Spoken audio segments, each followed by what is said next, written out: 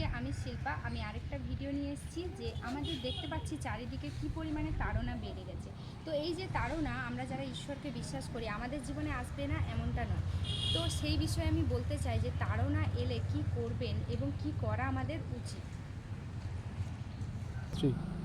তাড়না বিভিন্ন প্রকারের হয়, যেমন ধরুন ফিজিক্যাল, মেন্টাল, স্পিরিচুয়াল, ভার্বাল এবং ইমোশনাল। বিভিন্নভাবে আপনার জীবনে তাড়না আসতে পারে। কেউ আপনাকে মারতে পারে, কেউ মানসিকভাবে অত্যাচার করতে পারে, গালাগালাজ করতে পারে এবং বিভিন্নভাবে আপনাকে মানসিকভাবে মানে চাপে রাখতে পারে। বিভিন্নভাবে আপনার জীবনে তাড়না আসতে পারে। তো এখান থেকে বেরোনোর আমি 4টে স্টেপ বলবো। ফার্স্ট সেটা হচ্ছে আমাদেরকে ঈশ্বরের দিকে তাকাতে হবে, সিচুয়েশনের দিকে নয়। আমরা দেখতে পাই মথি 14:29 থেকে 31 আমরা দেখতে পাই যে যখন প্রভু যিশু জলের উপর দিয়ে হাঁটছিলেন এবং পিতর বলল যে প্রভু আমি জলের উপর দিয়ে হাঁটতে চাই, সে ততক্ষণই সেই জলের উপর দিয়ে হাঁটছিল যতক্ষণ তার ফোকাস ছিল যিশুর ওপরে। যখন তার ফোকাস গেল সেই জলের ওপরে বা সিচুয়েশনের ওপরে, তখনই পিতর ডুবে গেল। আওয়াজ হচ্ছে?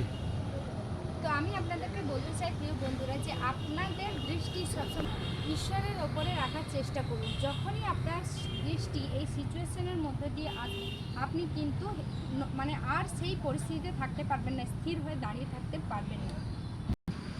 যখন পিতর জলে ডুবে গিয়েছিল তখনও কি যিশু ওইখানে জলের উপর ছিল না, না তার সামনে ছিল না? যিশু তখনও পিতরকে ভালোবাসতো, তখনও যিশু পিতরের ওপরে সেই রকমই দয়াশীল ছিল।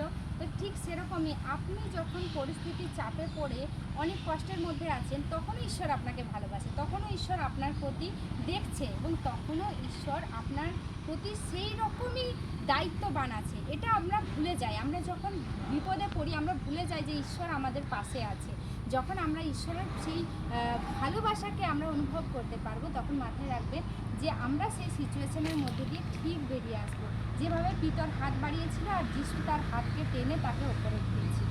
এরপরে 2 নম্বর স্টেপ আমি বলতে চাই যে ঈশ্বরের রেস্ট ইন গড, অর্থাৎ ঈশ্বরের প্রতি আপনি বিশ্রামশীল হন। এটা যেটা আমি বলতে চাইছি, আসলে আমরা দেখতে পাই না সেই প্রেরিত পুস্তকে কত আছে, প্রেরিত পুস্তক 16:22 থেকে 25 লেখা আছে যে পৌল আর সিল যখন সুসমাচার প্রচার করতে গিয়েছিল, সেখানে একটা মেয়ের ওপরে মন্দ শক্তি ছিল এবং যেহেতু সেই মেয়ের ওপরে মন্দ শক্তি ছিল, সেটা তার মাস্টাররা ফায়দা লুটত। কীভাবে না, সেই মেয়েটির মাধ্যমে পয়সা ইনকাম করতো। তো পৌল আর সিল যখন সেই মন্দ শক্তিকে ভাগিয়ে দেয়, তো সেই তার মাস্টাররা খুব রেগে যায় এবং তাদেরকে মারে আর জেলে পুরে দেয়। তো পৌল আর সিলের এখানে কোনোই দোষ ছিল না, কোনো বিন্দু মাত্র দোষ ছিল না। ঠিক যেভাবে এখন দুজন সিস্টারকে জেলে পুরা হয়েছে, তাদের কোনো দোষ নেই, তারা মোটেও কারো ধর্ম পরিবর্তন করেনি, কিন্তু তাদেরকে মিথ্যা অপবাদ দিয়ে, ঠিক যেভাবে পৌল আর সিলকে মিথ্যা অপবাদ দেওয়া হয়েছিল, সেইভাবে তাদেরকে মিথ্যা অপবাদে জেলে পুরে দেওয়া হয়। এবং তারা জেলে বসে কিন্তু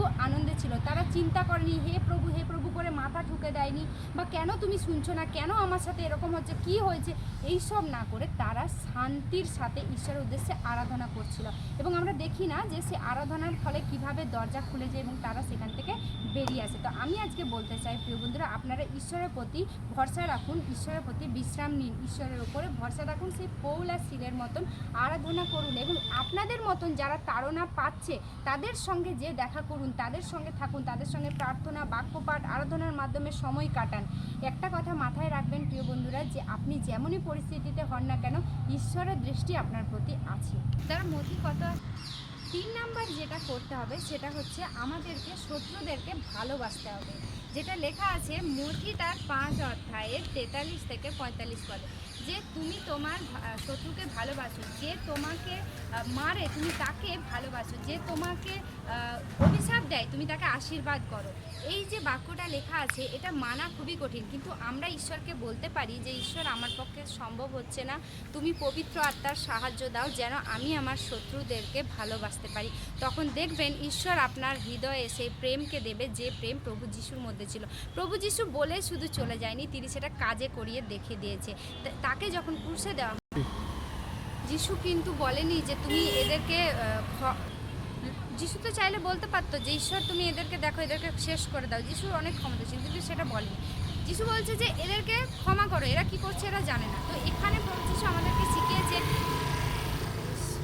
তো প্রভু যীশু শুধু যে বলে রয়ে যায় এমনটি নয়, কিন্তু তিনি সেটা কাজেও করে দেখিয়েছে। আমাদেরকেও আমাদের শত্রুদেরকে ভালোবাসতে হবে ঈশ্বরের পবিত্র আত্মার সাহায্য নিয়ে। 4 নাম্বার যে পয়েন্টটা আমি বলতে চলেছি সেটা হচ্ছে যে আমাদেরকে ওয়াইজ হতে হবে এবং জেন্টেল হতে হবে।